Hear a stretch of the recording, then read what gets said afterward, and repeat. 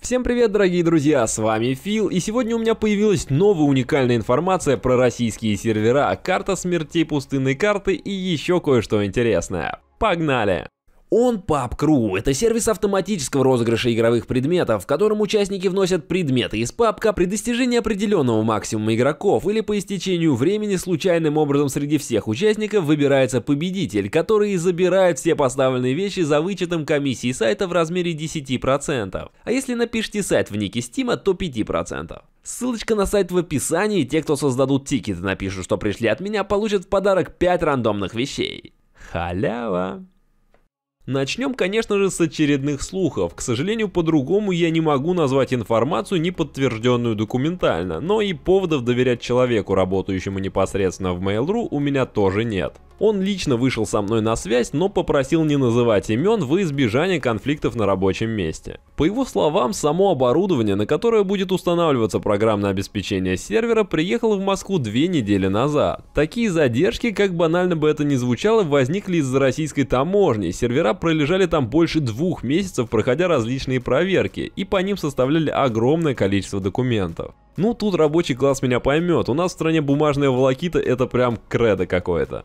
Почему же сервера до сих пор не установили, раз они находятся в Москве? И вот это самое интересное. Во-первых, установку ПО Pub Corporation хочет проводить самостоятельно. А с другой стороны, Mail хотят еще подзаработать на продаже лицензионных копий игры в игровом центре, выпустив RU-сервера только для своего клиента. И вот это, как по мне, звучит очень неправдоподобно. Конечно, хотеть они могут многого, но если оборудование было предоставлено корпорации PUBG, они просто не позволят обделить огромнейшую часть игроков из Steam. Но я передал вам слова сотрудника, верить, опять же повторюсь, никого не призываю, просто рассматриваем версию. Как по мне, если Mail и запустит сервера для игрового центра, то это будет максимум на какое-то время. Обосновать они могут тем, что это в рамках тестирования.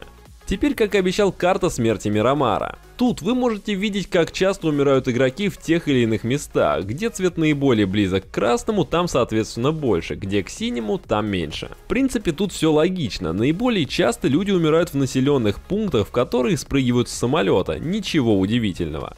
Конечно, вопрос у меня к ярким точкам по краям карты. Не думаю, что там часто бывают перестрелки. Скорее всего, это АФКшники. Странно, что точек в море нет. Мне кажется, там тоже часто дохнут. И вопрос, который всех волнует последние дни. Где же обновления? Почему разработчики ничего не делают уже почти целую неделю, и тест с картой не открывают, и вообще ничего нового? Тут все просто. Сейчас Брэндон Грин посещает различные конференции и фестивали. Одним из самых крупных мероприятий стал PAX. Правда, там все разговоры были посвящены в основном Xbox. В мае на нем планируется выход пустынной картой. И в честь этого на фестивале было много различных кастомизированных предметов, тортов и вообще такое чувство, что весь фестиваль был посвящен только PUBG. И на этом на сегодня все. Закончить я хочу огромной благодарностью к своим зрителям. Спасибо каждому, кто смотрит мои ролики, ставит лайки, подписан и вместе со мной сопереживает все изменения PUBG и ждет, когда же нам дадут кастомку. Сегодня нас стало 40 000 человек. Поздравляю, это далеко не только моя, а в первую очередь ваша заслуга, поэтому каждого душевно обнял, еще раз огромное спасибо.